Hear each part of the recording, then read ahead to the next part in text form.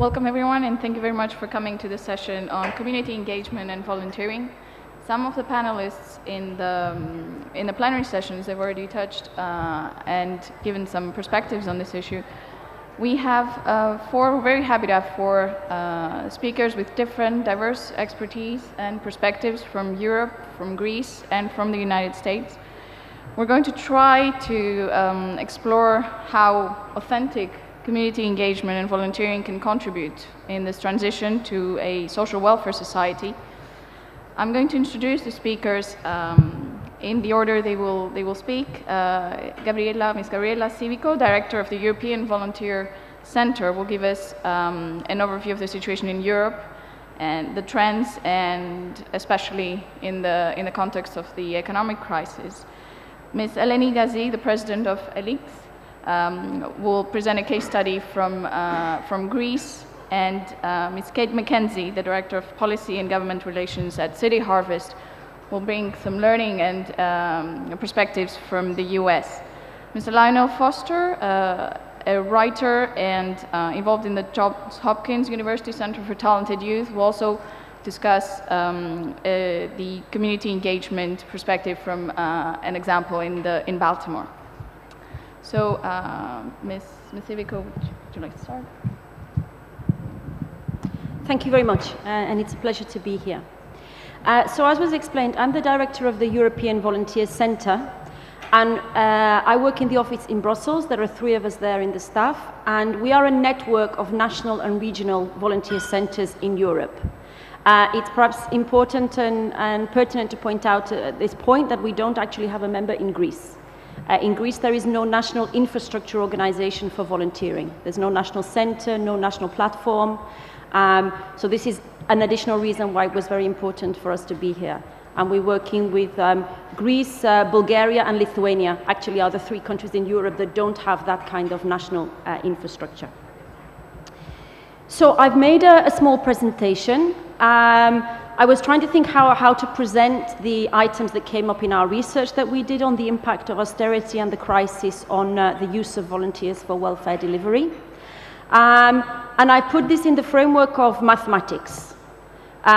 We hear so many bad things, negative things about Greece lately, that I thought it might be nice to reflect a little bit on the positive things that Greece has brought us in the past.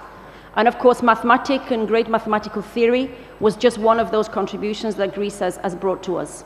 So this presentation is done in that spirit, in that flavor.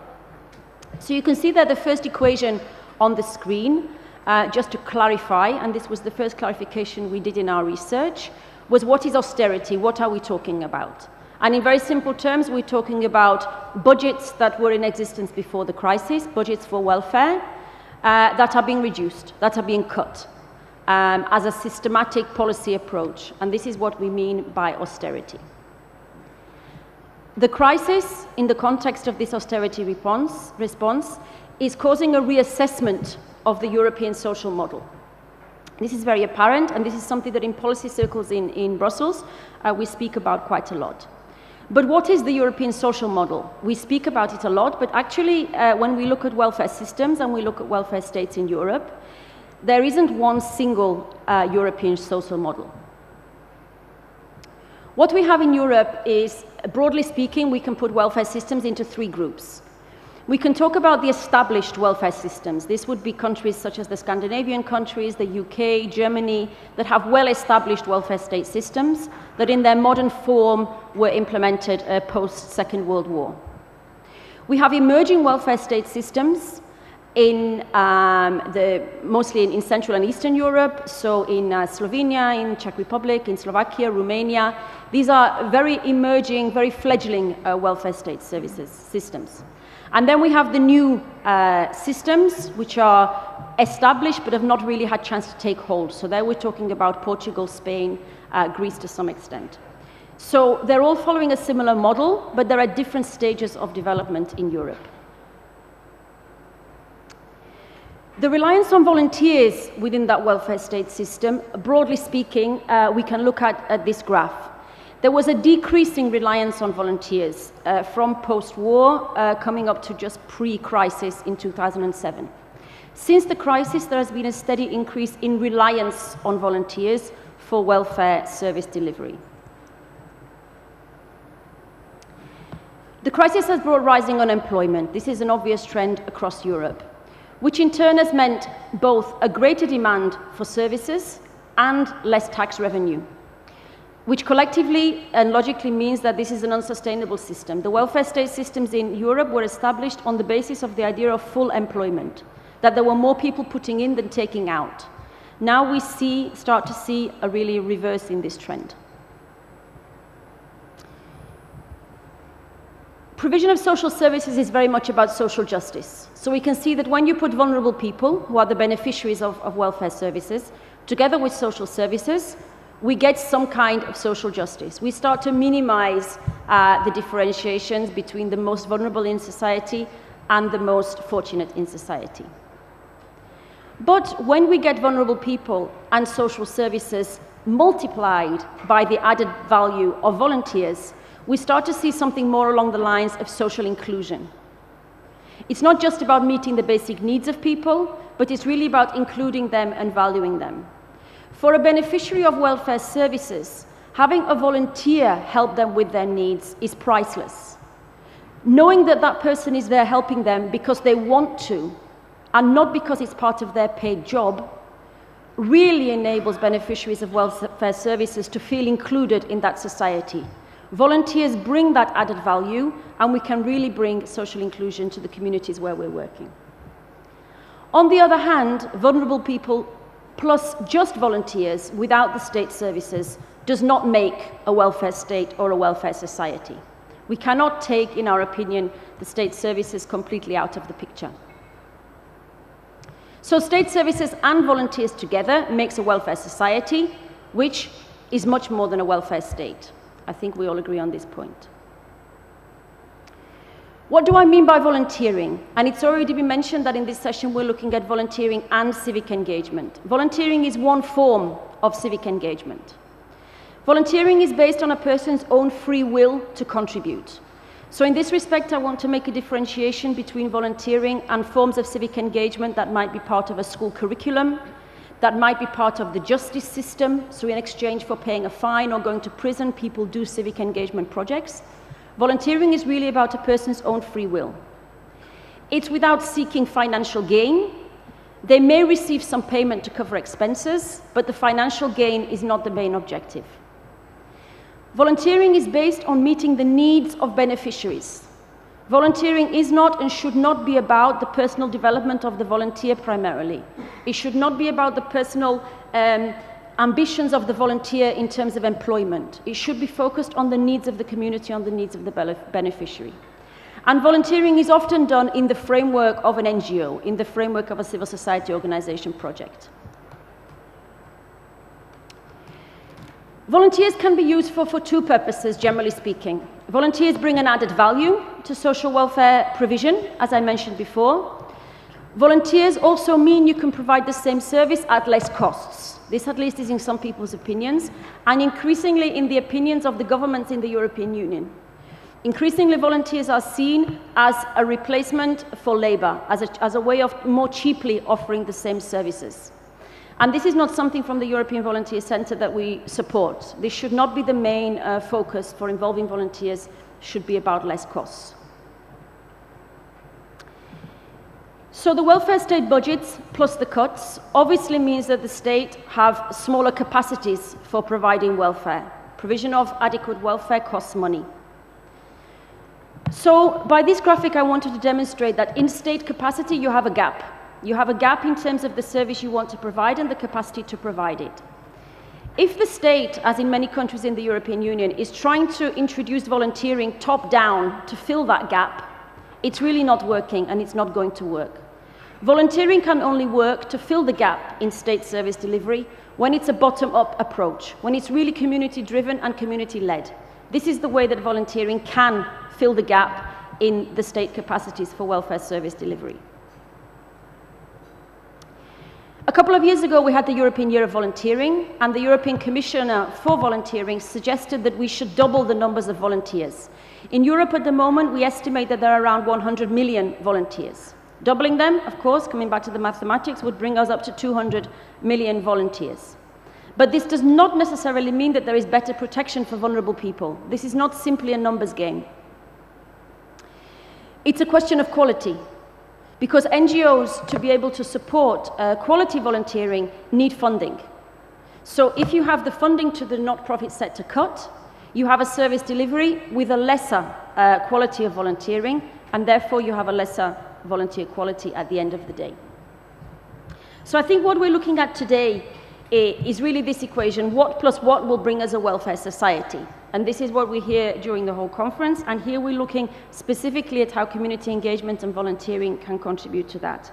Just to conclude, I wanted to throw out some variables for the equation that perhaps we can pick up on at the discussion afterwards. We have a very important newly implementing regulation in Europe at the moment called the de minimis regulation, which puts all not-for-profit NGO community groups, deliverers of welfare services, into the framework of the competition law. There is a very strict competition law in Europe about how states can subsidize providers of services. And NGOs are not accepted from this law. And this becomes very challenging when companies, for-profit companies, will suggest that NGOs using volunteers are undermining the competition law, that it's not a fair playing field. So this regulation is having a huge impact on how we can use volunteers for welfare state service provision. We need evidence-based policy. We need more evidence on volunteering. It was brought up in the previous discussions this morning about how many volunteers there are, what they do, what's their economic value. In Europe, we don't have reliable evidence and data on this question. There is no standardized measurement for volunteering in Europe. We estimate there are 100 million volunteers, but really we don't have this robust data, and this makes it very difficult for evidence-based policy. We at the Volunteer Centre are working on promoting especially of employee volunteering. We're promoting through the European Volunteer Capital Competition best practice volunteering at the local level, where local municipalities are involved also in service delivery involving volunteers. And we're working very much at the policy level to support the need for volunteer infrastructures in countries. I mentioned that at the beginning of my presentation, and this is really a challenge. It's a challenge for philanthropists when they're trying to give money to organizations that involve volunteers, because they want to measure the impact, they want to know that this is good practice volunteering, but where there are countries with no volunteer infrastructure, this is very difficult. And of course, not many philanthropists are very interested to support infrastructure organizations. They want to support the grassroots projects. Supporting infrastructure organizations, supporting volunteer training is not very attractive for many philanthropists. So this is something that we are working on. So there are many variables there.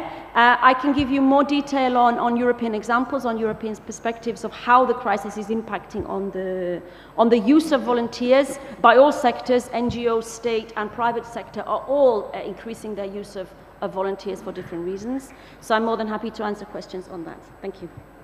Thank you, Gabriella. Mrs. Gazi, we've heard comments yesterday on the Greek situation, on how volunteering has been either developed or rather lack of it, and how it's developing now with the crisis. So, yes, thank you. Go ahead. I wouldn't say that the crisis has done damage to what we do. My questions were answered by much of your presentation, because I came today with more questions than answers on the issue of engaging local communities. We have been working for 27 years. I founded ELIX 27 years ago with a vision of providing volunteers to cater for needs for the environment, for people, for the social structure, for our cultural heritage in Greece. And so this has worked very well all these years, because these needs, the needs of young people that want, not only young, people that want to offer something on their free will, was somehow successful in this. Okay. I have a small... Can you give us just 1 second for the presentation to come up? A small presentation with pictures. Our pictures show exactly what is the benefit, mostly on the part of the volunteers. No. Just Okay. Could we verify? So I can talk in the meanwhile. I very much like this equation. Volunteers, needs, and according to our perspective and our experience here in Greece, we have seen that what is missing is the local engagement to this. And all these years we have tried many recipes to see how this can be solved, how we can transfer sterility measures. No, this is not mine. It's coming up, so if you want to So, continue. okay. So, all these years, what has been really flowing is organizing projects, bringing volunteers, importing somehow volunteers from many countries to take part. Oh, well, this is not the presentation. No. Sorry. Well, anyway, my presentation was lost somewhere. This is the draft. Anyway, we can make do with the draft. Some questions that we have been faced with are, why do people volunteer? Well, if there's no other, I can make do with the draft. Okay. So, when the draft Can we comes have up, the presentation why do people now, volunteer? please? The people, it has been answered also from previous speakers, they do want, they have this face with a smile. It's their free will, and they expect different other things they do expect from money. They expect their somehow personal development. They expect new experiences, meeting other people. As our projects are international, they get to know each other, they get to know other cultures, and they benefit from that. So we will not have the draft? Anyway. Can we have the ELIX presentation up, please, in the draft form? I'm afraid we're having just a technical issue. So actually, paving the way for an engagement of local engagement and state engagement in what we do has not, I wouldn't say it hasn't been easy. It has actually not happened. What I can describe very shortly about our projects, I'm sorry I cannot show more pictures. Let's pass this. This is our mission statement. What we want is, what our main aim is, to the development of individuals as citizens of the world. Through the work, through the meetings, through the projects, these people gain something that is intangible. But we have seen that they gain. All these years, thousands of volunteers from many countries have been involved in our projects and offered their enthusiasm and goodwill, and it has been happening with them. So this part of the equation is working. Yes? What we offer young people is the opportunity to work as a team, to acquire new skills, to get acquainted with new and diverse cultures. Because let's see the picture. A group of 15 or 20 young people arrive in a remote place in Greece. They live in very simple conditions. They have a main goal to work together and to get to know each other. And after the first day of awkwardness and looking around, they become best friends in 2-3 days. We even have marriages happening between them. So this is a benefit that is for the volunteers, and that's one of the reasons they want to join a project. On the other hand, local communities do benefit from our actions. They preserve the natural or cultural environment. They meet young people, sometimes, especially in remote parts of Greece, seeing for the first time French, English, Korean, from the United States, young people that don't speak the language, that come here and start working in their place. This is an experience. And they share with them customs and traditions. But I wouldn't call that engagement of local society. This is just philoxenia. It is hosting. We also offer to local authorities the possibility to benefit. We offer it. they don't take it as much as we would wish. And also, our goal is to motivate members of small communities to become active by joining the efforts. This has not happened either. I'm thinking that we're doing something wrong, perhaps. So, in order to build that social welfare society and to overcome the difficulties, we have to change the stereotypes that exist, because people in Greece see volunteers as tourists, as amateurish, as coming to consume and not to offer, to consume the sun, to be just benefit from what this country is offering. Of course, there is no education regarding the volunteer movement, and I would present very briefly, and it has been also said, there was a question from somebody in the previous meeting, all these terms, philanthropy, social welfare, state involvement, they are somehow not very clear between them. So the answer from the panel was that they are complementary. You can't say that philanthropy stops here and state involvement starts there. But volunteering in small communities in the past, without having this name, was paramount. In all remote parts of Greece, people were cut from the state, so they had to make do with what they had. So they were volunteering to build houses, to make schools, to make bridges. They were volunteering. They were doing it out of their free will because it was needed. But if you, in that same village, after a century of what I described, comes a group of 15 people from many countries, they see them as foreigners. And of course, stereotypes about NGOs are not very nice in Greece. So, let me proceed. We would like to reverse these statements and to find a way to change mentalities. That's why I came to this meeting with more questions. How can we do this in Greece? Because it's happening in other countries. We know that we can work on the grassroots, which is the volunteers and the people in the small villages that we make our projects. But there is this link missing. We know that the seeds are there. We know that the needs are there.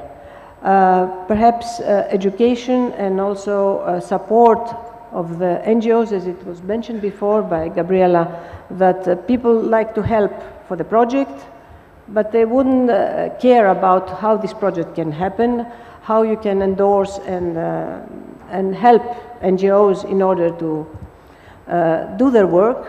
Sometimes in ELIX we have to ask, we have to make a plea to help us, to help them, which is very, somehow it's demotivating.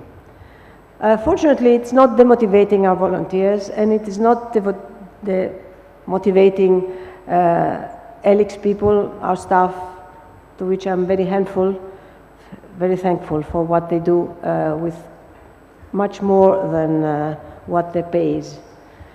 So I would like to see this country try to see what volunteering can do and start helping us on that level, because all the other parts of our work are successful. Thank you. Thank you very much. And sorry.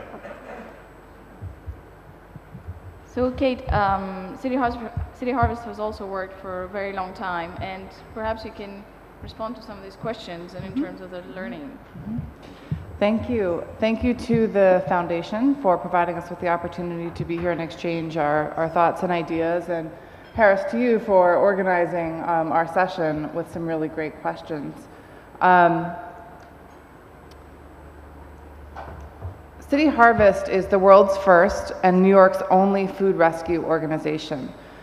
Food rescue itself is a very bizarre term, but essentially it means taking food that would otherwise go to waste and collecting it and distributing it to soup kitchens and food pantries throughout all of New York City. We have more than 30 years of experience in rescuing and delivering food to New York's hungry and it helps to feed the more than 1.4 million New Yorkers seeking emergency food each year. That's often shocking to hear because most people think of New York as a very wealthy city, and in fact it is in some parts, and it is third world country conditions in other communities. Food insecurity has been discussed in various sessions at this conference, and in brief, it essentially means that you have to question where your next meal is going to come from. It doesn't mean that you might skip a meal, but it means that you just have that uneasy feeling of how are you going to feed your family, or how are you going to feed, how are you going to make ends meet. And these are the 5 boroughs of New York City, and you'll see that upwards in the Bronx, for example, that 23% or 319,000 people experience food insecurity. But what's particularly shocking is that in each category, child food insecurity is markedly increased than adult food insecurity. So again, that's nearly 1 in 3 children in the Bronx suffers from food insecurity.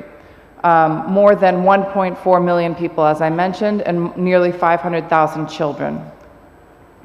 Again, what's something that is strange for people to hear, and I was talking at dinner the other evening about this, there are more than 1,000 providers of emergency food in New York City. Most of those exist in faith-based organizations, community-based organizations. Another interesting point is that not all of these are funded by the state. City Harvest, my organization, actually has a very, very small percentage of its funding coming from government sources, and we are primarily privately funded. This is how we do it. We have a fleet of 18 trucks that have a green technology, so they're friendly to the environment. And if you've ever been to New York, or you can imagine even here the streets of Athens, sometimes driving a large truck down those streets doesn't seem to make much sense. So we have some cargo bikes, and those bicycles would pick up food primarily from retail establishments, and they can carry up to 500 pounds of food in each load. I apologize for the small font on this, but this is just demonstrating where the food is coming from, and you'll see that individuals actually are a very, very small proportion of the food that we rescue, which is just shy, just 0.2%. We also, so it's individuals, hotels, caterers, schools, but the larger entities are restaurants, farms, grocers, and manufacturers and wholesalers. This year we'll rescue 42 million pounds of food from these sources. But what I really want to focus on in the topic of community engagement and volunteering are those neighborhoods throughout New York City that City Harvest works in who struggle with food insecurity and low income that aren't necessarily turning to emergency food. They struggle to put food on the table, but we envision that healthy food is available, affordable, and in high demand. And a key strategy to this work is community engagement and volunteering. We believe that by providing access to healthy and affordable food, both by means of retail buying food as well as providing free food for those that need it, in combination with education and a community engagement strategy, will result in healthier neighborhoods throughout New York City. Why do we do this? Why do we have this strategy of community engagement?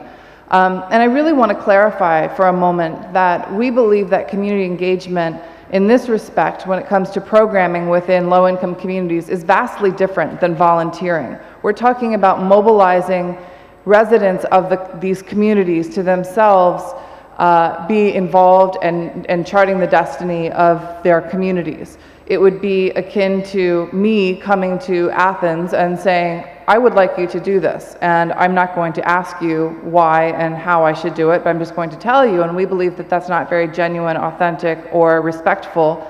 So we really try and build authenticity to our programs by including community residents in the decision-making and the actions themselves. This also builds a community capacity and frankly makes the program sustainable. We don't envision ourselves being in these communities for the long haul, but we'll stay as long as it takes for the programs to remain lasting, because there will be enough community support and embracing of the programs so that they'll continue after we leave. We also have volunteers at mobile markets, which you'll see a picture of shortly, which is a farmer's market style free produce distribution. We envision community action networks, which again would be residents of communities that are supported to take action in their community. And this also is articulated through advocacy and communications work, which again we can get into in a bit. In addition to that, our volunteering work occurs both organizationally and programmatically.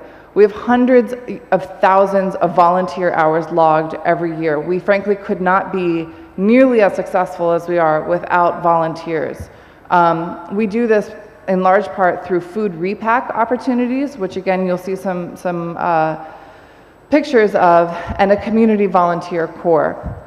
This is a picture of a repack that we have going on at City Harvest with Chelsea Clinton. And this is actually really what a repack is. We would receive these very large amounts of, in this case, it's apples coming from New York farms, and we can't very well take those apples and deliver them to a soup kitchen or a food pantry because the mechanism for distribution is very ineffective and inefficient. So we bring in a number of volunteers to pack these apples into maybe 3-pound bags like you might see in a grocery store so that a family can just come and take one of those bags. This is actually a great way for us to utilize corporate volunteers as well. I think this is Deutsche Bank volunteering at, if you follow sports at all, this is at Citi Field with Mr. Met. This is just an opportunity to involve corporations as well as individuals in volunteering opportunities.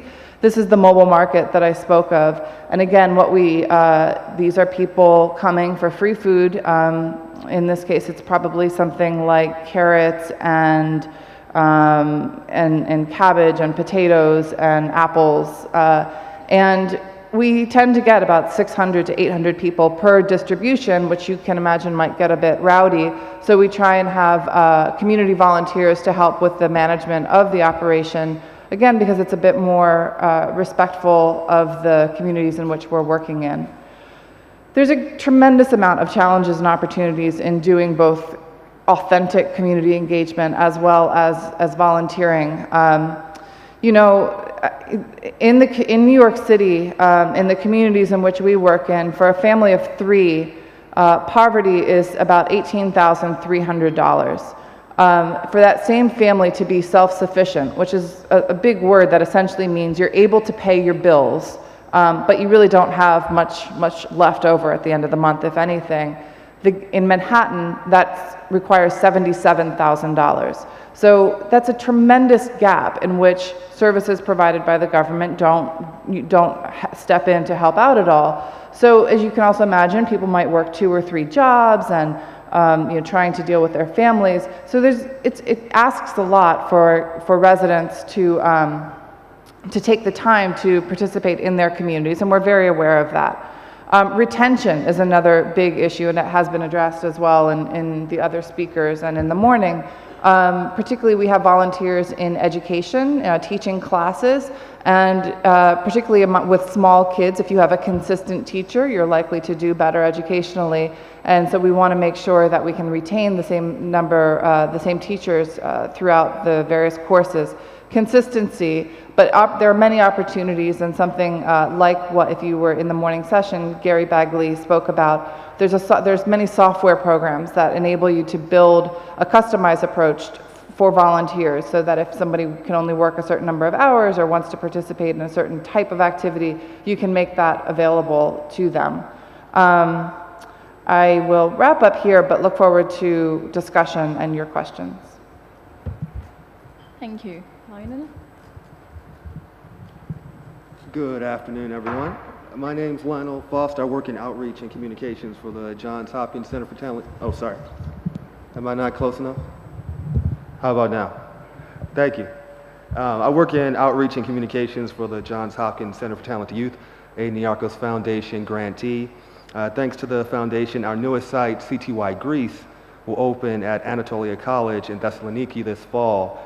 But I'm also a freelance journalist, so this afternoon I'll be speaking in my capacity as a writer and observer of a lot of interesting efforts to mobilize communities around issues of social justice in my hometown, Baltimore, Maryland.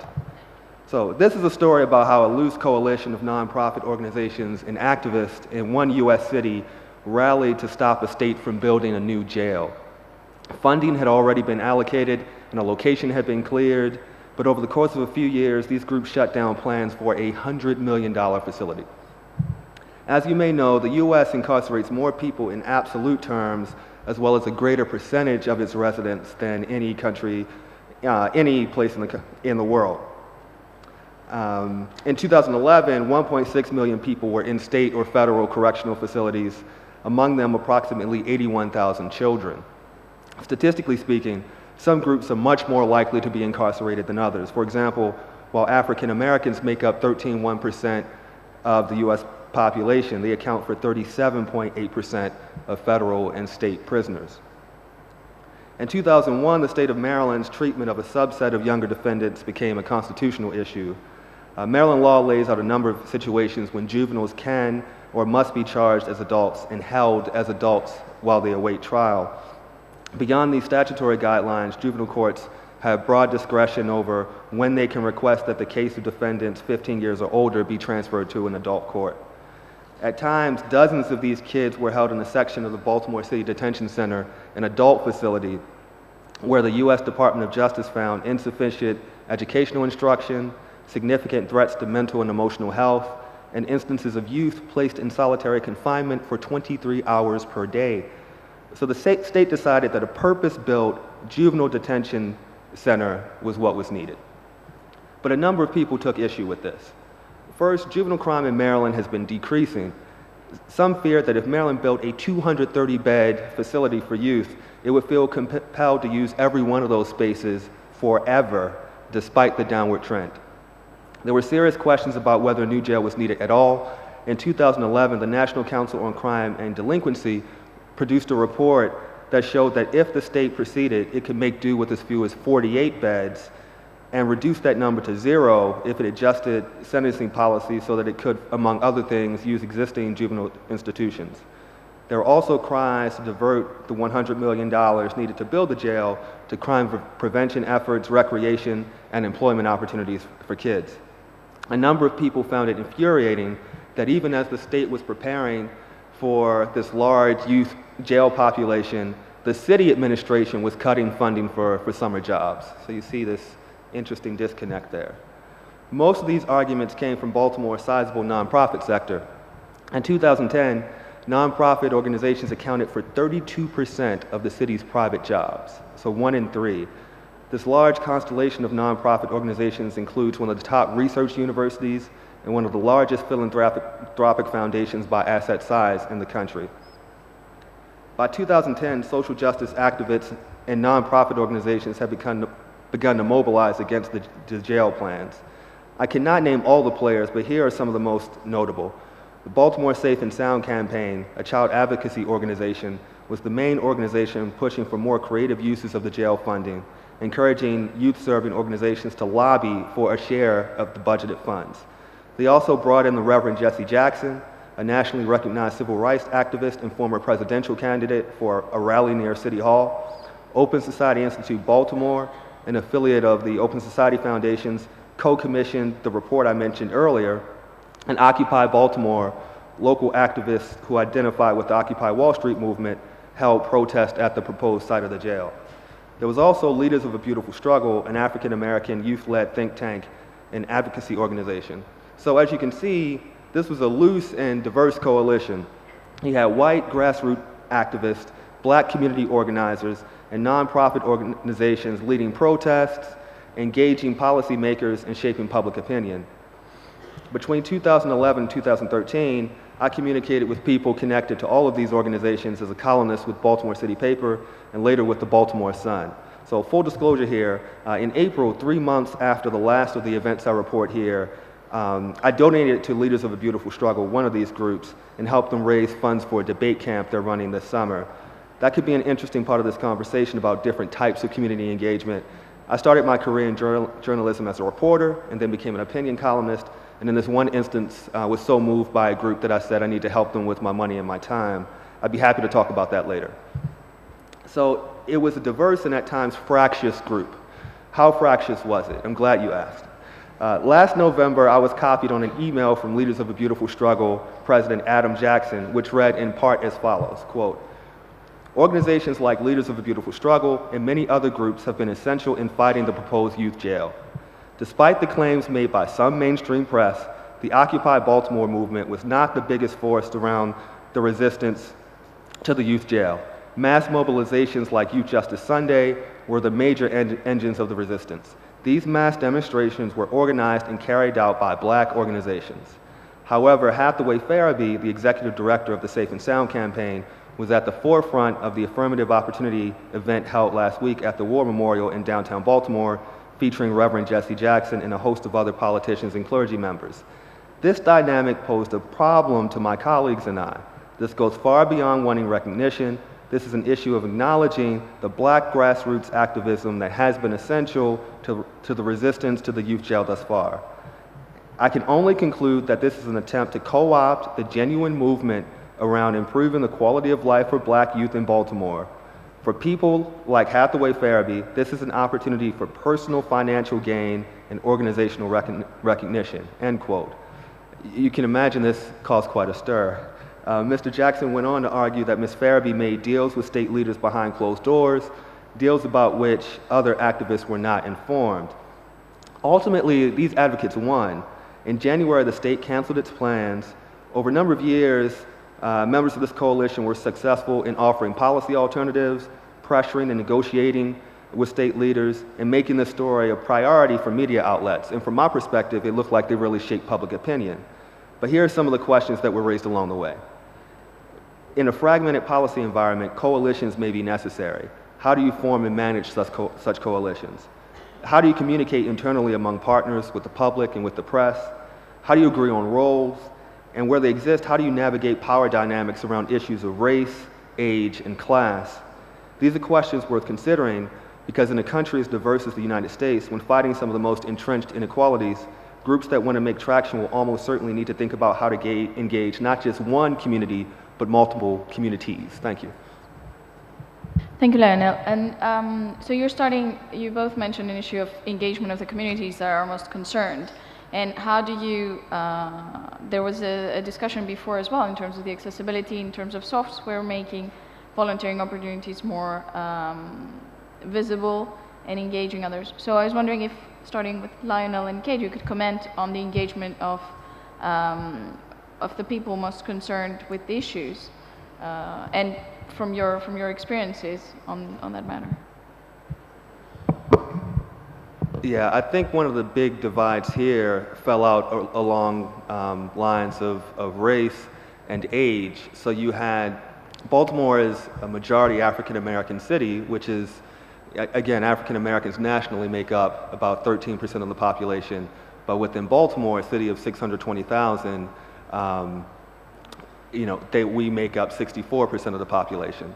So there were lots of groups that were against this jail, but some of the leading voices in Baltimore and some of the people with the deepest pockets and the biggest influence tend not to be Black, even though most of the residents in Baltimore are Black. So immediately you had the potential for conflict where,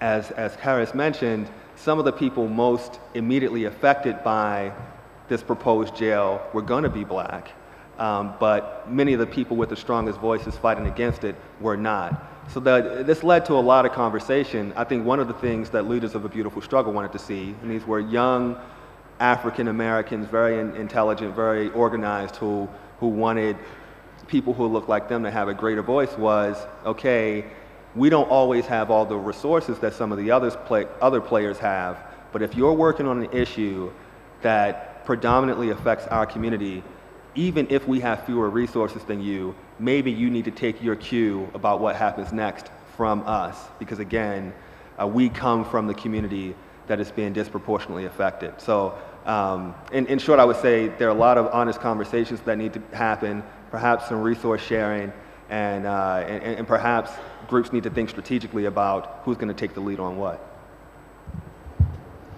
I would add to that again, I think this is one of the differences between volunteering and community engagement, because in our experience, meaningful community engagement has to recognize that many groups are often left out of the conversation that determines the policies and programs that impact them. And so the community engagement strategy that City Harvest tries to use is making sure that community residents are given space at the table to be involved in conversations that they may historically have been excluded in. And I will say also just a personal story that was very impactful to me. I was working with an African American group in central Brooklyn, and they were really trying for a long time to get a permit to hold a farmer's market. And I said, well, that's easy enough. I can just call the Parks Department and make sure that that can happen. And I did within an hour. And they had been trying for this meeting for 3 years. So I called and I said, oh, isn't this great? And I was not met with thank you. I was met with, you know what? It would be nice for once if I could be involved in that, if I could have that meeting rather than you. I would like to advocate with you and not, to me the lesson was advocating with people and not for people. And it was a really important lesson, and I think that that's really at the crux of, again, meaningful community engagement is creating space for structural challenges and bringing the capacity that we can as a larger organization to call that out and try and change the system.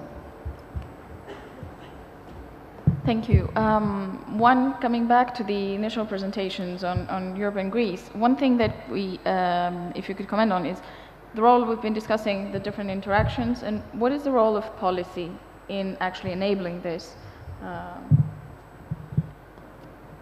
Thank you very much. The role of policy is obviously very important. One of the big focuses of the European Year of Volunteering in 2011 was to develop the policy agenda in Europe for volunteering. What we see across Europe are many different legal frameworks for volunteering in different countries.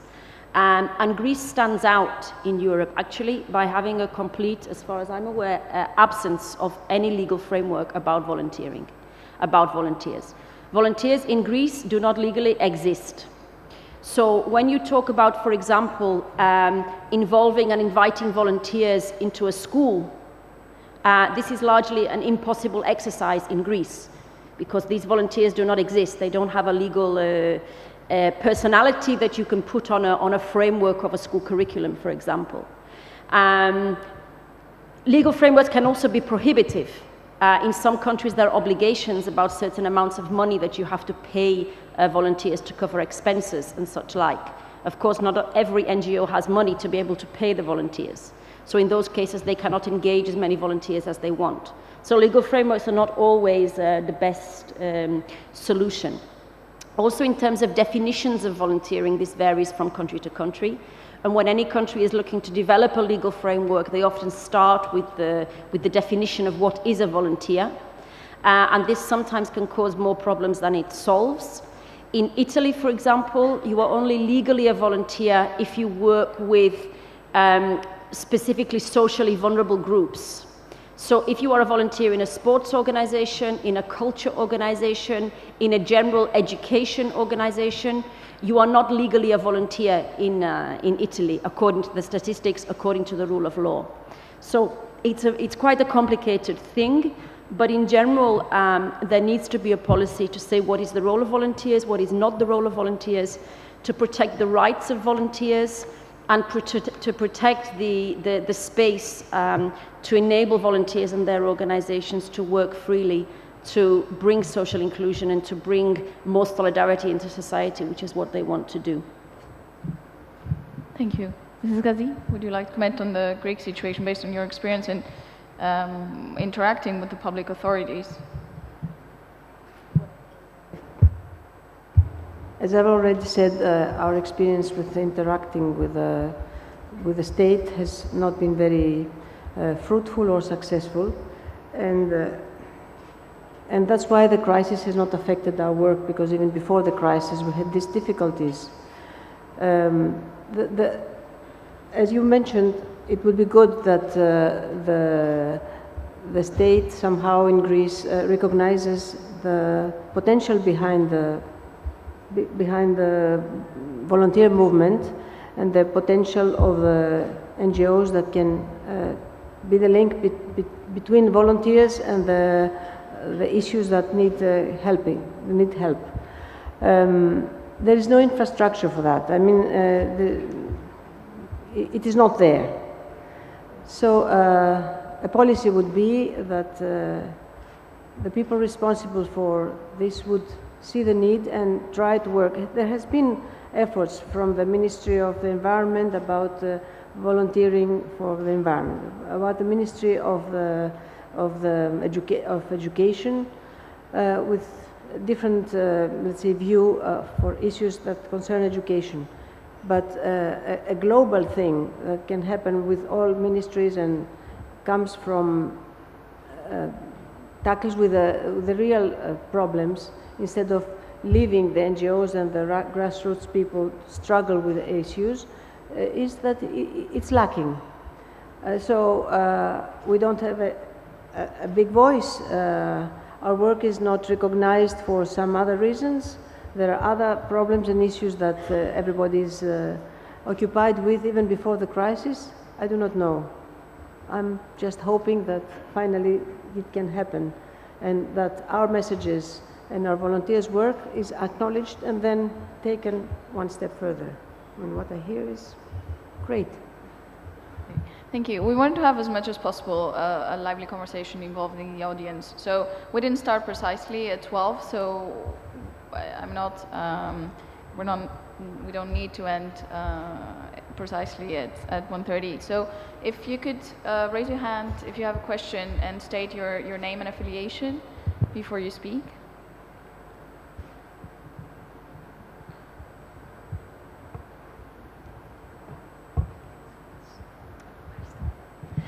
Hello, good morning. Thank you, panelists. I'm Maria Curie. I'm from the Philanthropic Home for the Elderly in Moscato. I'm the chairwoman of the board. I would like to pose a question to all the panelists, perhaps to Ms. Civico. You mentioned something about using evaluation measures, and you specified and focused mostly on quantitative measures. So I would like to pose a question, if it would be possible to use qualitative measures as well in order to evaluate the experience that the volunteers are having and how they're growing through their volunteering. I understand this is a very difficult challenge. It is also bound with the problems of measuring the impact of the arts and culture, for example. But would you see such a measure necessary to convince policymakers about the merits of volunteerism? Thank you. Yes, and thank you for raising the issue. I focus more on the quantitative side of measuring volunteering, because in Europe at least, and also globally, there is a commonly agreed methodology for measuring the economic value and the hourly value of volunteer work in the framework of the International Labour Organization Manual on the Measurement of Volunteer Work. That was agreed globally, and then during 2011 we have a European cross-sectoral, cross-institutional, between NGOs, member states, European institutions, that everybody agrees on that definition of volunteering and that methodology for doing a quantitative measurement of volunteering. On the question of measuring impact, we are a few years or at least months behind in that process. We don't have a common agreement on how to measure the impact, even within the volunteer sector, and certainly not between the volunteer sector and the funders and the EU institutions. So we are very hesitant about promoting, because we don't have the methodology. So of course we promote the idea, but we don't have the methodology. What we are trying at the moment, and maybe this is a good space to share, when we developed the methodology for measuring the quantitative nature of volunteering, we of course had funding for that, and we had an expert working group at global level working on that, on the indicators and the methodology. Now we are actively seeking funding to do the same for the impact. So we could have an international cross-sectoral working group where we would come up with the indicators, come up with the methodology, and then when we have a commonly agreed methodology, we would then promote that amongst all stakeholders. When we talk about a collection of data and statistics on volunteering, we are very keen that they should be generalized, that we can use them for comparative analysis. We're not very keen on encouraging every different organization, every different funder to develop their own impact measurement, because in that case we cannot compare policies with impact because everybody is measuring in a different way. So we're certainly working towards that. If people have suggestions about how we can move towards a commonly agreed system for measurement of impact of volunteering, then we're of course very keen to get involved in that process.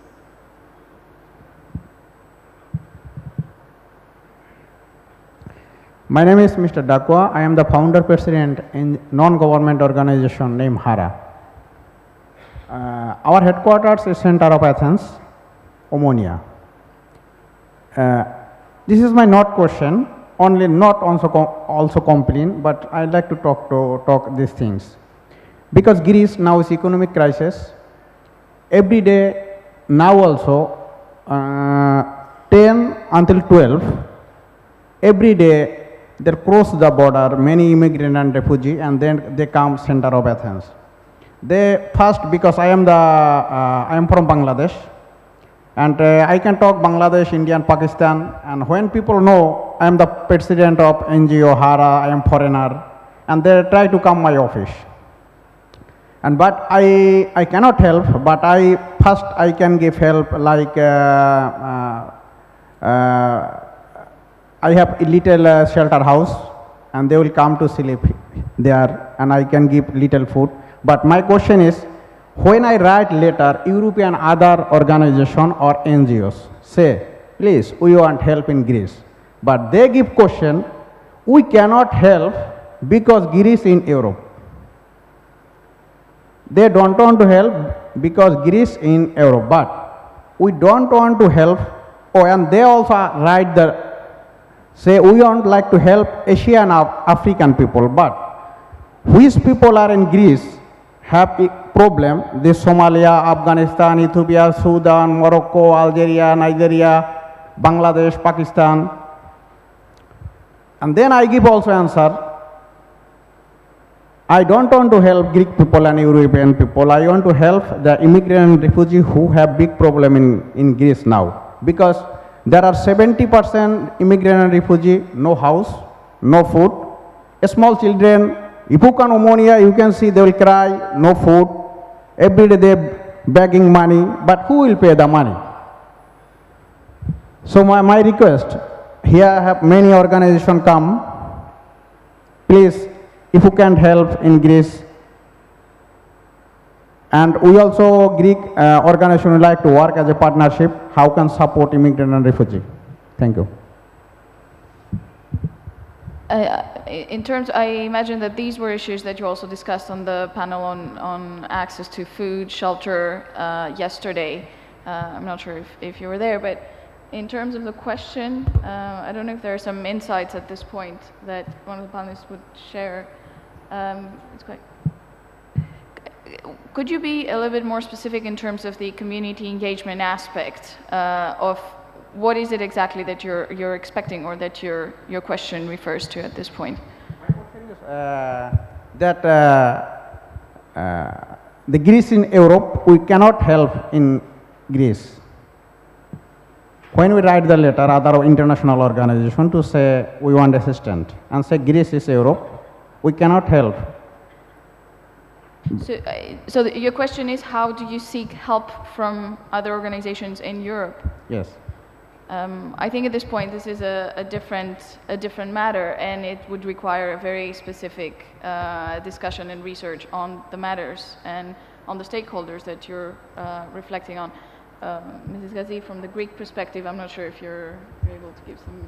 Well, the big problems arising from immigration in Greece and the lack of infrastructure for food, we would be very, very happy to have something like City Harvest, there are some organizations that also it was mentioned yesterday that whatever is not consumed in this session is going to be distributed through an NGO called Borume, which means we can. And so there are small efforts. I don't know if these efforts are big enough to reach everybody, because really the problems of immigrants in Athens especially, but also in all over Greece, not even now with the crisis, even many years ago. I mean, I'm not here, I cannot answer this question. I think at this point this is a I would very like to have a targeted city question. harvest in Athens. Let's see how we can do it, how we can take this example and make it work, because food is thrown away and people are hungry. But And I guess what we can continue also and perhaps have such a conversation offline. Are there questions? Yes. Luc Zelderlo, Secretary General. I apologize. If you can be brief and very specific in your question. Thank you. Luc Zelderlo, Secretary General, ESPD, that is a European-wide network of support services for persons with disabilities. We represent 10,000 organizations active across the continent. I arrived a bit late. If it was discussed already, then I apologize. Many of my organizations in supporting persons with a disability work with volunteers, of course, and volunteers contribute a lot to the social cohesion and the inclusion of persons with a disability. But there is a downside as well, and that is where I would like to have the views of the panelists.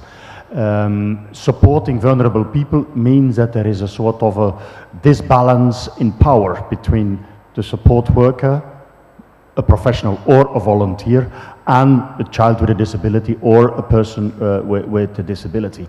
And this sometimes leads to abuse. How do the panelists think about background checks, quality assurance of the work done? How do you do the risk management around bringing in support services or in families, in households, people that maybe are not sufficiently checked or followed up? How can you avoid negative effects of the very positive thing that volunteering brings to society? So I guess in terms of, this is a question also referring on quality assurance and in terms of the delivery of services. So, I can speak from the U.S. perspective, which I'm sure is very different than yours. We have at City Harvest an extensive training program, so that when we send people out to various volunteer opportunities, they are in essence ambassadors of our organization. So we need to make sure that they are representing us in the best possible way. There are extensive background checks, particularly if we are doing, let's say, teaching in an elementary school. And I know that this is something, again, I was speaking with the gentleman from New York Cares, who runs volunteer programs. This differs at the state level.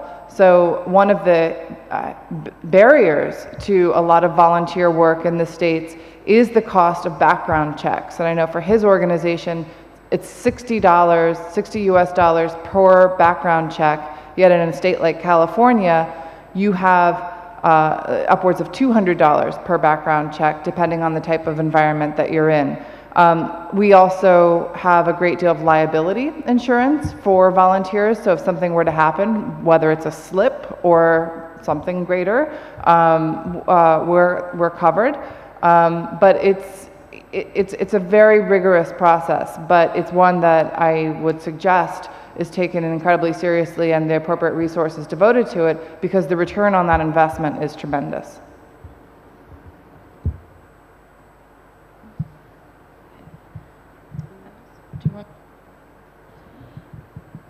I can only echo from the European perspective and to say that obviously there's a difference from country to country, especially on the issue of the background checks, on the criminal record checks for working with vulnerable people. Some countries have very stringent procedures in place and others less so. Greece, I understand, doesn't have any procedure in this regard. Other countries, you can say, can go too far the other way. And when we were talking before about the immediacy that the internet offers in terms of, I feel like volunteering today, tomorrow I find an opportunity online and I go, Actually, the question of criminal record checks really puts a stop to that in many circumstances and in many countries, where people are waiting months and months and months for a criminal record check and are paying considerable amounts of money for that. And in that interim period, you often lose the interest and you lose the motivation of the volunteer. So yes, there needs to be quality assurance checks, but there needs to be a balance in terms of not losing that potential of getting the volunteers involved. There are various processes in these kind of organizations, buddying systems where new volunteers work alongside a staff member or a more experienced volunteer in the starting phases. There are different scenarios. One of the things that we find increasingly difficult when our members are speaking to funders is that funders will often fund projects in relation to the numbers of volunteers involved, but they don't necessarily look at the quality of the volunteering involved. And funders are not necessarily keen to pay for training for volunteers.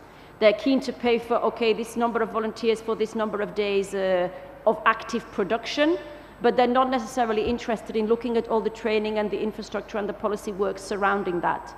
And that's something that I think we need to work together to re-educate many of the funders, state funders, philanthropic funders, private funders, that they should look at the quality of the volunteering being undertaken and what are the cost implications of that, and not just at the raw numbers of volunteers that are involved, which is what a lot of funders focus on at the moment. Harris, if I could just one moment, it occurs to me, we have a program in the States called Reserve, which is takes retired executives who might be in finance, let's say, and are retired and looking for something to do with their time, and will lend. There's a match program to lend their skills and services to struggling NGOs that don't have financial experience and how to do budgets or sort of these executive skills. And that's I don't know if something like that exists, but we found that some of those more hard skills are really valued and needed, and it's a good match.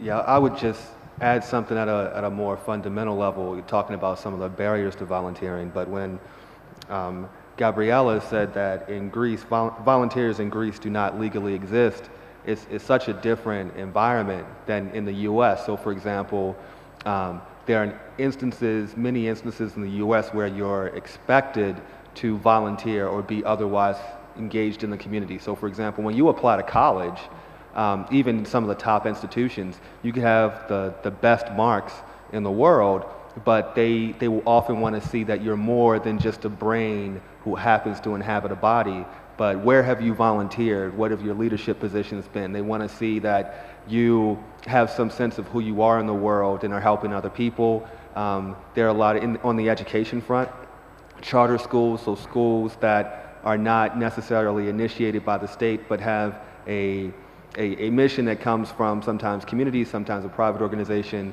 that are started by other entities. Sometimes parents are, to get their kids entry into the school, they're expected to volunteer. So I just can think of a lot of aspects of American life where it's taken for granted that you are engaged in this way. It's interesting that you mentioned that, Eleni. I would like to comment on that because I very much agree that this is happening in those countries, in the States and also in foreign countries. Sorry? Yes. This exactly is what is lacking. That's what I said when, let's say, education is lacking, involvement is lacking. This motivation that parents, schools give to their children, go out and volunteer, do something, instead of loafing around, just studying, just being a brain, as you mentioned. And this is not in our genes yet, I don't know. And one would say, and many times I have this question coming from the audience, but what happened in the Olympic Games of 2004? Two things have happened. One thing is that we were hosts. That is very important for Greeks. We are hosting. So all our efforts will go to make the best for our people that we host. And also the ideal about Olympism and about the Olympic Games have started in our country. So this was one part. The other part was Infrastructure, education, it was planned ahead. We had managers coming, as you said, not only people that have retired, but managers coming from many countries that were paid to make this. So it happened, and in our Olympic Games organization, it was one of the best ways that volunteers could help. So it can happen, but we haven't found the way yet in Greece. Thank you. Yes, it's interesting also if someone from the audience, Gabriella, you wanted to add something, but someone from the audience also have some perspective in terms of how will this actually happen. The situation is different in the US and the tradition is different, but it's one of the key questions that everyone has been asking. I think this is one of the striking differences between the US culture of volunteering and the European one. And from our perspective, we give a word of warning about looking to this model from the US and trying to emulate that. We have seen, which is for us a worrying change in European policy discourse in the last 2-3 years since the start of the crisis. The European programs that fund volunteering and the European programs and policies that support volunteering used to speak about solidarity, about intercultural learning, about awareness, about social inclusion, the needs of vulnerable people. Now, all we see coming from European policy is about volunteering to become more employable. The emphasis on volunteering has turned away from the beneficiaries of the volunteering, away from the needs of vulnerable people, and onto the volunteer and their need to become more employable. And this for us is very worrying. We don't want to change what is a very rich tradition in Europe of solidarity with our fellow human beings and turn it into something that is about me becoming more employable, me getting into college, me getting my kids into the best school. That's not what we from the European Volunteer Centre want to see happening out of this situation. Yes, we'll collect the questions and then answer them, so we'll take a look. Hi, thank you so much for the panel. My name is Elise Baranowski, and I'm here with the Prolipsi, which is an institute for preventative medicine and environmental and occupational health. I was just wondering, I guess this is kind of a bit of a basic question, but an organization that's moving from being fully run and operated by the staff, and we're seeing kind of like programs expanding now, thanks largely to the Stavros Niarchos Foundation. But how, now that our kind of like public service mission is expanding, we have these bigger programs, and we think that maybe this is something that people in the community and volunteers would want to get involved in.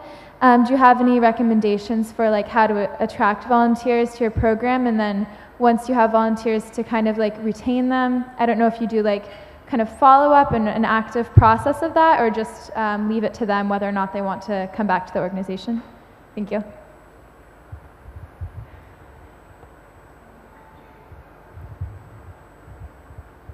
Hello, thank you to the panelists. I'm Peter Evangelinos. I'm here with the Association for People with Kinetic Disabilities and Friends Perpato. It's northeast in Greece, in Komotini.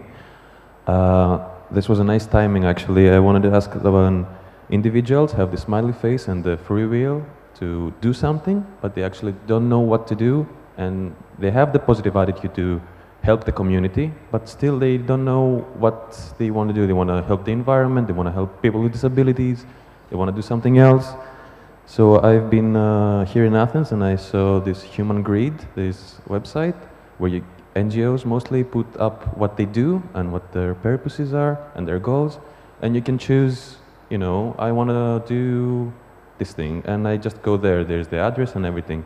But what happens in the rest of Greece, like us in Komotini, and what can happen internationally if Mrs. Civico, I think, is mostly, you know.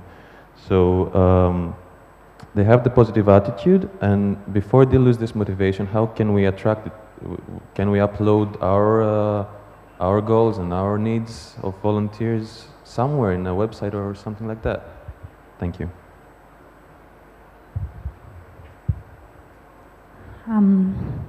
I would like to differentiate my stance from Ms. Gazi's.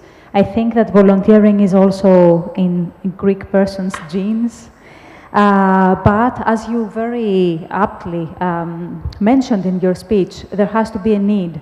So I would like to differentiate philanthropy from volunteering. We come from a philanthropic organization that hosts and gives protection to elderly people who have no families and no resources of their own. And we're a volunteering board. And this organization is only survives from donations by philanthropists. So I think that people, according to our experience at least, even if they have nothing to offer, they come and offer money, food, clothing, etc. for the older people who have nothing. Of course, the point is that they also want to volunteer, but you have to create a need for them. So I think that this is the point that we have to stress, that there is a need for people to help. And then maybe we can see the flourishing of volunteers also here. Hello. So are you just a clarification, are you indicating that there's a need for further communication from, for services, for volunteering needs? Yes, and I think it's very, very important to stress and communicate the good that comes out of it, the impact to the vulnerable people. Okay, thank you. Hello, Yes. My name is Konstantina Karidi. I'm here in my capacity as a research fellow at the Hellenic Foundation for European and Foreign Policy, which is a think tank. I'm also an activist as well. I mean, I'm co-founder of the regional organization Balkans Beyond Borders. My question is more policy related and is addressed to all the panelists, but maybe more to Mrs. Civico. I have been involved for a few years now in trying to formulate a policy as far as the legal framework is concerned for Greece and for the needs which you mentioned before, that Greece doesn't have a legal framework. And the discussion often turn around two things, and I would be grateful for your input in this. First of all, should we define, you touched upon the subject a bit before, so should we define the term NGO and the term volunteer? And if yes, why in a way? Or if not, why we shouldn't? And what is the best approach? And the second one is, from your experience, whether it is important or not to have a public body regulating volunteerism and the NGO sector in general. I know that many countries have this. In Greece, there was an attempt and it completely failed because it didn't have the acceptance from below, from the NGO sector. So I would also like your input on that. Thank you very much. Thank you. Would you like to start with the last question and then? Yes, I can start there. It's a very difficult question. What is the most important thing is that in every country, the legal framework that comes is developed involving representatives from all stakeholders. Where we see the best legal frameworks happening is because governments, public sector, private sector, volunteer organizations were all involved in the discussions at all levels and in developing the definition, the legal framework, and developing something that meets the needs of that country and that cultural approach. In many countries, and I think it's in part also the situation for Greece, and our colleagues here touched on it, it's possible to have an NGO without volunteers. In Greece, actually, and in a lot of the Balkan countries and Central Europe, because there's been money available for people to start a non-governmental charity philanthropic organization. In Western Europe, you don't tend to see that tradition. You tend to see an organization that's volunteer-based, that's grassroots-based, that sometimes after hundreds of years, eventually they get some staff members and they start to become more professional in that sense. So when you're developing legal frameworks, it's very important to look at these historical and cultural in whole cultural context. But the main thing is to involve all the stakeholders, and normally, and in answer to the other two questions as well, I would take, normally in most other countries in Europe, I would recommend that you speak to the national volunteer centers, to the national frameworks for volunteering. Unfortunately, for different situations, you don't have that in Greece. You don't have that resource where to go. I can only offer from the European level that we offer our support here, and we can also put you in touch with other organizations in countries that have gone through a similar process. Slovenia, for example, have just developed their first legal framework and volunteer law. They've just come through a 3-4 year process. So I could imagine that they would be an interesting example and contact to work with on that. In Greece, I don't know if the colleagues from Volunteer for Greece are here. They are our main contact in Greece, and it was mentioned before earlier this morning, wouldn't it be good to have an online platform? You actually have it in Greece already. The website is called Volunteer for Greece, with the number 4, and they are doing this matching of supply and demand of volunteers across the whole of Greece. So I would really encourage you to get in touch with them, and they can help with those kind of things. In terms of managing volunteers, we can also help. It's very important to have an understanding of the volunteer cycle in terms of management, recruiting, managing and retaining volunteers. And there's a whole scientific pedagogical theory behind this. You don't need to reinvent the wheel. You don't need to reinvent something. This all exists, all these pedagogical tools. And again, we're more than happy to come and do training courses, capacity building with you, looking at your needs and helping you to build up this capacity and becoming more coherent in the approach for volunteering. Would you like to, going back No, to the... I can just mention that there are some small efforts, like the human greed that the gentleman mentioned. And so all these efforts are having the same goal, but they are a bit fragmented and not coordinated. But it is moving, it's happening slowly, and we would much appreciate your suggestions on that field. Well, thank you. I can make more contacts. Teamwork is needed. That's what is needed. So we have to find out how.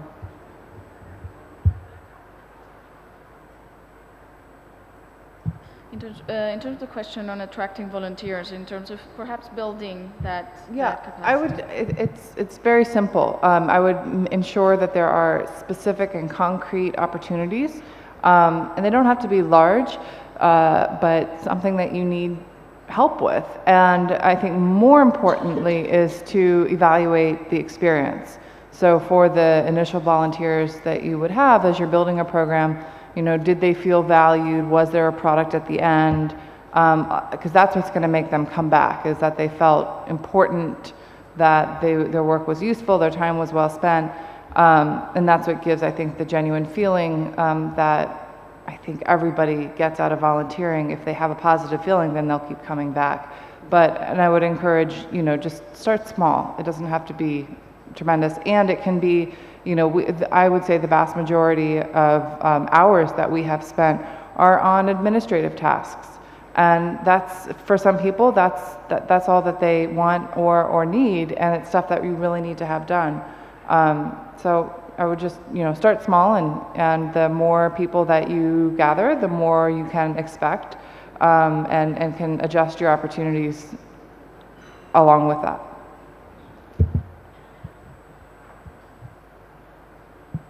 Yes, if you'd like to. Hello, I'm Athena Linos from Prolepsis, and what we are facing with volunteers is that there might be legal obstacles in having volunteers working in your premises, often facing problems with the Social Security Fund that might question whether a volunteer is a real volunteer and so on. And I wanted to ask, and if there is any movement to have a directive setting up the European framework, legal framework for volunteers, because it's going to be very hard in small countries to create their own legal status with regards to volunteers. And if there is a directive, sooner or later we will have to accept it and proceed with that.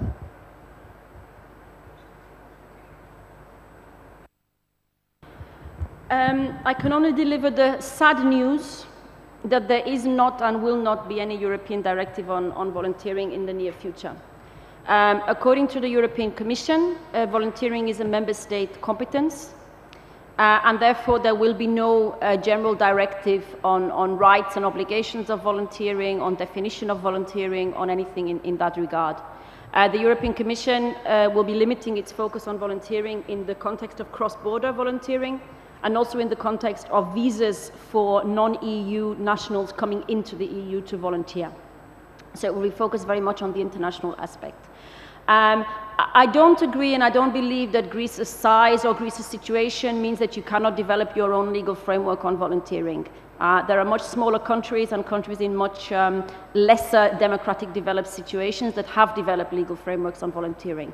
I think it's a question of teamwork between all the people involved in Greece, with some outside help if that's what you want. But I think this is something that you need to tackle on a Greek level together with the relevant ministries and the relevant policy makers. We started during 2011, but actually due to the political situation in Greece, that work has pretty much been destroyed. But I think we can build something again now, and we can try to move forward for a suitable legal framework for the Greek situation. Yeah, I just wanted to respond to something that was said earlier. I agree entirely with Gabriella's concern about some of the potential uses of volunteering, even coming from the American perspective. So I volunteered for a political campaign in Baltimore. A friend of mine was running for mayor. He was an African-American candidate. It was a big deal that he had a real social justice platform, was going to speak up for a lot of folks who were doing least well within Baltimore. But when you looked at a lot of the top people in his campaign were volunteers. I was one of the few of them who was black. When I asked why that was, he said, well, too often black people that we know in Baltimore cannot afford to work for free. So here I was fortunate because I was in a position where I could step away from my day job, give a few hours of my own time for free, and that essentially bought me access to a very important person, a very important campaign, and a person who might one day become mayor. So I too have concerns about working for free becoming a prerequisite for certain types of access, maybe even for certain types of services, and for having a particular type of voice. And I think there's serious questions about what citizenship means, is that something different from volunteering, how you want to be engaged in the community, and what you have a right to versus what you have to work for. I think these are all very important questions. I'm very glad you raised that because we're doing a distinction. Volunteering, as you mentioned, is one aspect. And I wanted to just ask the panel if anyone would like to comment on different types of community engagement, on civic engagement. Sometimes the terms are also, they mean different things, perhaps in the US or in Europe. So if there are any comments that you'd like to make on that. Because your example, Lionel, was different in terms of it wasn't a service provision, it was something, is more of advocacy versus, for example, volunteering for a specific social service. Yeah, absolutely. I think one of the things we're talking about in general is how do we create the types of societies we want, and what types of action and sometimes even activism that can lead to that. Volunteering can be part of it, but one of the criticisms that are leveled against nonprofit organizations, certainly in Baltimore, sometimes in America, is that they're too comfortable just waiting at the bottoms of society and trying to catch as many people who fall as they can. And some people think, well, why don't you use your resources and your perspective working with people who are least well off to advocate for systemic change? So I would just throw that out as a theme. It's something I think about quite a bit. Is it enough just to clean up this park, or do you attack the issues that led to that kind of environmental degradation to begin with? Is it enough that you try to help students who are kids who are sent to prison, or do you try to change the policies that send kids to prison to begin with? So these are things I think about a lot. I don't know if anyone wanted to make any other just closing remarks on that. I could only add when you make the distinction between volunteers involved in service delivery and volunteers involved in advocacy, and coming again back to funding, especially in the European situation, it's very, very difficult to get funding for volunteers that are not doing direct service delivery.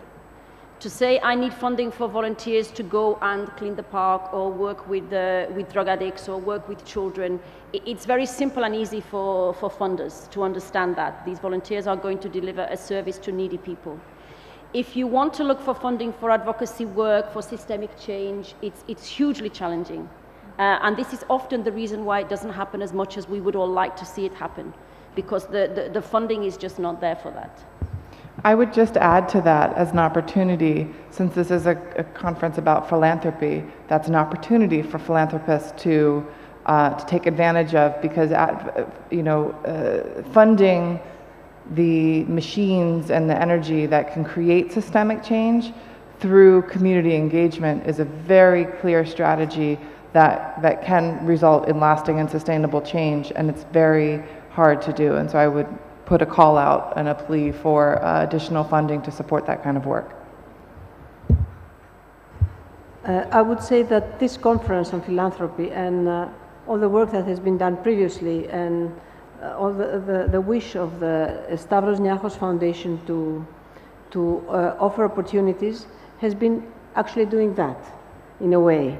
It has been struggling to find ways of bringing people together, making them more empowered so that they have a better voice, a bigger voice, and then hopefully they will spread this message to where it could go, so that there is a greater, let's say, recognition of the work needed, and also all the infrastructure needed so that it grows and becomes effective.